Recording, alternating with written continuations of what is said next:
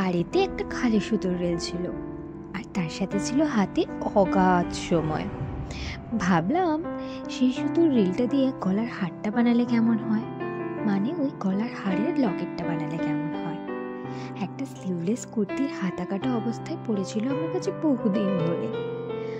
ব্যাস, আর কি, অনেক সহজ পদ্ধতিতেই বানিয়ে ফেললাম লকেটটার মেন কভারটা। আমার কাছে বাড়িতে যা যা ছিল সব দিয়ে একে একে বানিয়ে নিলাম এই হ্যান্ডমেড হারটি। তোমরাও যদি হ্যান্ডমেডের এই গয়না পরতে পছন্দ করে থাকো, তাহলে তোমরা নিজেরাই বাড়িতে থাকা সামান্য কিছু জিনিস দিয়ে করে নিতে পারো এটা।